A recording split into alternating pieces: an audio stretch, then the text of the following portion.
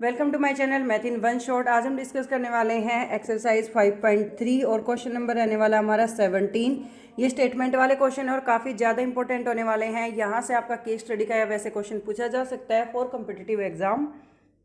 इन ए school student boat ए planting trees एक school में बच्चे पेड़ लाते हैं लगाने के लिए around the school to reduce their pollution. It was decided the number of the trees to the each section will be the same as the class. The number of trees that each class will be plant, and the class will plant first one tree and second will be two trees up to the 12th, and there are the three section of each class.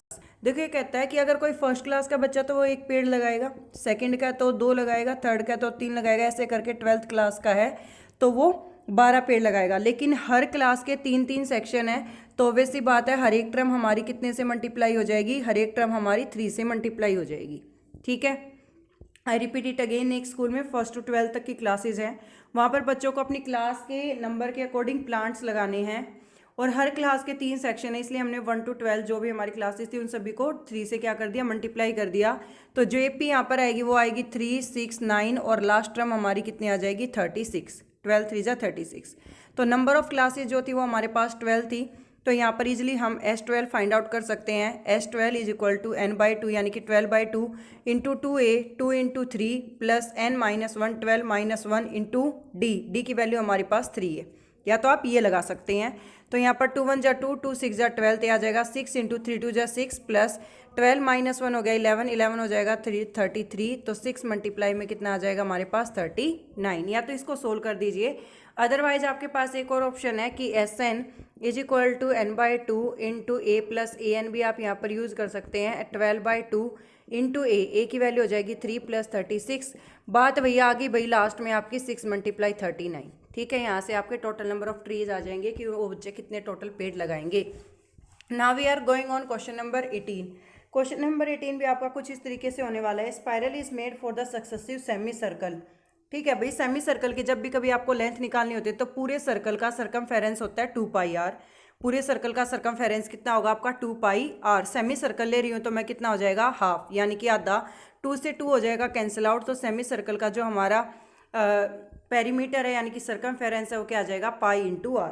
अब आगे पढ़ते हैं। With the radius 0.51 like this. ठीक है, तो पहले की radius pi into 0.5। ठीक है, नेक्स्ट की पाई इंटू 1, नेक्स्ट क्या आ जाएगा पाई इंटू 1.5। ठीक है, इस तरीके से इंक्रीज हो रही है और जो नंबर ऑफ टर्म्स है वो आपके पास टोटल कितनी है, वो हमारे पास 13 है। तो यहाँ से हम पहले डी की वैल्यू निकालते हैं। डी की वैल्यू निकालेंगे तो पाई माइनस 0.5 पाई ये आएगा a2 माइनस a1। तो यहाँ से हम पाई को ले ले कॉमन, तो यहाँ बचेगा 1 माइनस 0.5। तो माइनस करेंगे 1 में से हाफ, तो हाफ ही बचेगा यानी कि 0.5 पाई, ये हमारी वैल्यू आ जाएगी। तो यहाँ से हम फाइंड आउट करेंगे sum of the 13 semi circles. S13 is equal to n/2 यानी कि 13/2 इंटू 2a यानी कि 2 इंटू 0.5 पाई प्लस n-1 यानी कि 13-1 इंटू 0.5 पाई। ठीक है, 13/2 यहाँ पर 0.5 की मल्टीप्लाई 1 के साथ करोगे तो 2 के साथ करोगे तो 1 आएगा, तो यहाँ हो गया पाई। आई रिपीट इट अगेन, 0.5 की मल्टीप्लाई कर रहे हैं 2 के साथ तो हो जाएगा 1 यानी कि पाई। 13 में से 1 जाएगा तो 12 बचेगा और 12 फाइजा होता है भाई 60। एक के बाद डेसिमल लगाओगे तो बचेगा 6, तो क्या आ जाएगा 6 पाई। तो आ जाएगा 13/2 मल्टीप्लाई 7 पाई, यानी कि इसको हम लिखेंगे 13/2 मल्टीप्लाई 7 पाई की वैल्यू रख दी 22/7। 7 से 7 क्या हो गया कैंसिल आउट। 2 से 22 को कट करेंगे तो कितना आ जाएगा 11। तो 13 इंटू 11 यहाँ से आपके पास वैल्यू आएगी 13 1 जा 13, कैरी जाएगी 1, तो 143 सेंटीमीटर इतनी लेंथ आपकी टोटल रहेगी। इसको हमने स्टार्टिंग में ही इजी मेथड में सोल्व कर दिया कि जो हमारा सेमी सर्कल का सरकमफेरेंस है वो आएगा हमारा पाई इंटू आर। नेक्स्ट बात करते हैं। 20 लॉग्स हैं आपके पास टोटल एक स्टैक में, 20 logs in the bottom and 19 in the next row. पहली रो में 20 हैं भैया, ऐसे करके आपके पास टोटल नंबर ऑफ जो लॉग्स हैं वो आपके पास 200 हैं। एन की वैल्यू आपको यहाँ पर फाइंड आउट करनी है।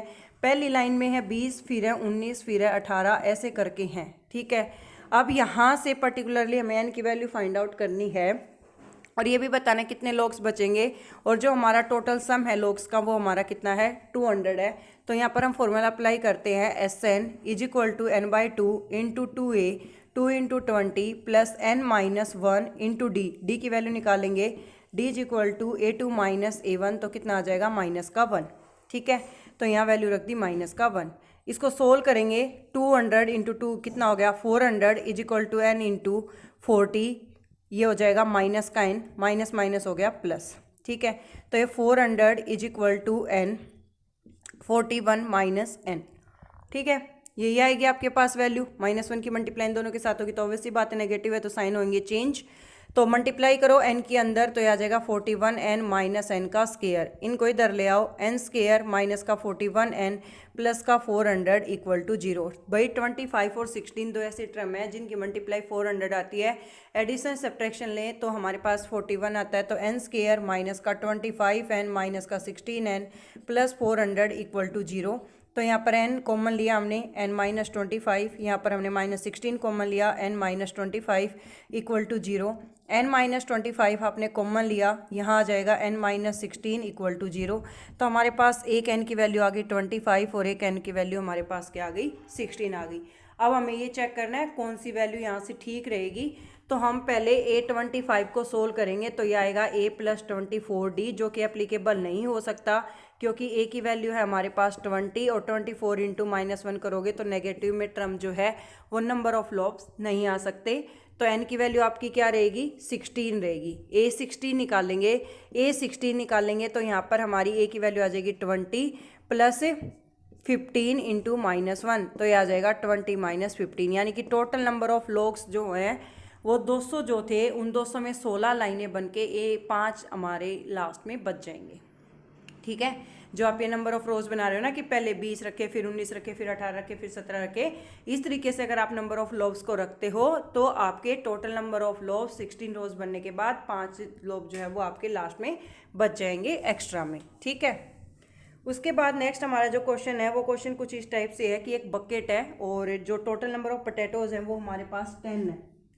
क्या कहते हैं, competitor start from the bucket to pick up the potato and return back to the same place and run back it to the drag and put in the bucket, so he have to complete this, the 10 potatoes are there। एक बच्चा है भाई, यहाँ बाल्टी रखी है मान लो, ठीक है, ये यहाँ से पहला आलू जो है वो 5 मीटर दूर है, फिर अगला 3 मीटर और है। इस तरीके से आपको सेगमेंटेशन दी हुई है, पहला 5 उसके बाद 3-3 बढ़ता जाएगा। ऐसे टोटल नंबर ऑफ जो पोटैटोज हैं वो 10 हैं, यानी कि नंबर ऑफ जो टर्म्स हैं वो तो आपके पास 10 होने वाली हैं। अब देखो, पहले बच्चा बाल्टी के पास था, वो 5 आया 5 गया, यानी कि पहला कितना हो गया 10 हो गया। इस चीज़ को नोट करना, 5 आ रहा है, वो आलू को उठा रहा है वापस से बाल्टी के अंदर डाल रहा है, 5 आया 5 गया 10 हो गया। अब 5 प्लस 3 कितना हो गया 8, 8 आ रहा है और 8 जा रहा है, तो अगला कितना हो जाएगा 16। आगे 3 और आएगा, ठीक है, 5 और 3 8 और 3 11, 11 11 कितना हो गया 22। तो ये आपके पास सीक्वेंस आ गई, एक एपी आ गई, तो यहाँ से ए की वैल्यू भी 10 आ जाएगी। डी निकालोगे 2 माइनस A1, वो आपके पास आ जाएगा 6। तो S10 जब आप फाइंड आउट करोगे, S10 is equal to 10/2 into 2A 2 into 10 plus n minus 1, यानी कि 10 माइनस 1 इंटू डी, डी की वैल्यू क्या हो जाएगी 6, डी की वैल्यू क्या हो जाएगी 6। ठीक है, 2 1 जा 2, 2 5 जा 10, तो ये हो जाएगा 5, 10 2 जा हो जाएगा 20 प्लस 10 माइनस 1 कितना हो गया 9, 9 6 जा कितना हो जाएगा 54। इन दोनों को ऐड करेंगे तो कितना आएगा 5 मल्टीप्लाई 74, 5 4 जा 20 कैरी जाएगी 2, 7 5 जा 35 प्लस 2 कितना आ जाएगा 37, यानी कि 370 मीटर समथिंग की जो डिस्टेंस है उसको कवर करनी पड़ेगी टोटल 10 पोटैटोज को उस बकेट के अंदर डालने के लिए। Thank you so much for watching. For more videos like share and subscribe.